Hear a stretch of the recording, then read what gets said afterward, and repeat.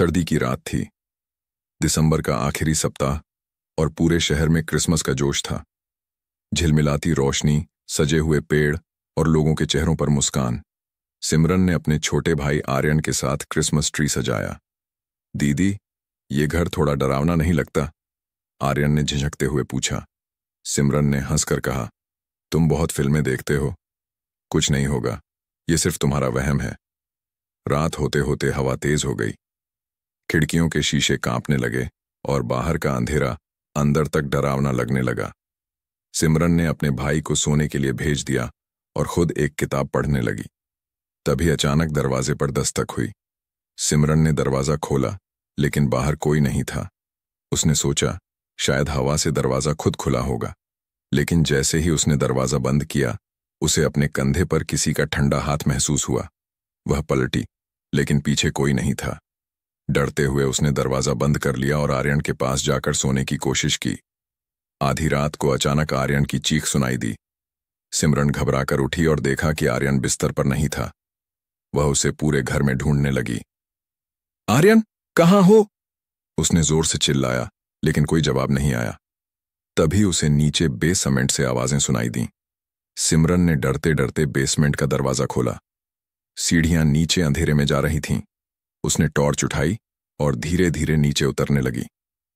वहां पहुंचकर उसने देखा कि दीवारों पर पुराने जमाने की तस्वीरें लटक रही थीं और एक तस्वीर में वही घर दिख रहा था, लेकिन उस तस्वीर के लोग सिमरन को अजीब तरीके से घूर रहे थे। तभी उसने देखा कि एक कोने में आर्यन खड़ा था, लेकिन उसकी आंखें खाली और ठंडी थीं। आर्यन, क्या कर रहे हो? सिमरन ने कांपती आवाज में पूछा। आर्यन ने कोई जवाब नहीं दिया। तभी अचानक एक अजीब सी आवाज गूंजी। तुम्हारा क्रिसमस खराब नहीं होगा, हमें तुम्हारे साथ खेलना है। सिमरन को समझ नहीं आ रहा था कि क्या करे।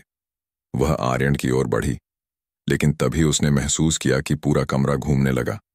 दीवारें खून से सनी हुई लगने लगीं और वह तस्वीरों में दिखने वाले लोग अब असल में उसके सामने खड़े थे। उनके चेहरे विकृत थे और उनकी आंखों में भयानक गुस्सा था। उनमें से एक महिला आगे बढ़ी और सिमरन से बोली, यह घर तुम्हारा नहीं है, यह हमारा है। हर क्रिसमस हमें नए मेहमान चाहिए।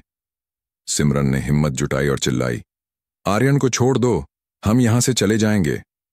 महिला ने ठहाका लगाते हुए कहा, यह इतना आसान नहीं है, लेकिन हम तुम्हें एक मौका देंगे। अगर तुम हमें इस क्रिसमस के खत्म होने से पहले हमारे लिए बलिदान दोगी, तो हम तुम्हारे भाई को छोड़ देंगे।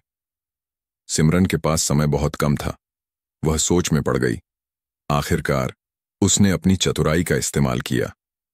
उसने कमरे में पड़ी पुरानी किताबों को देखा और उनमें से एक में कुछ मंत्र लिखे हुए थे। उसने तुरंत वह मंत्र पढ़ना शुरू किया। जैसे ही उसने मंत्र पढ़ा, कमरे में तेज रोशनी हुई और वे आत्माएं चिल्लाने लगीं। आर्यन अचानक होश में आ गया और सिमरन के पास भागा।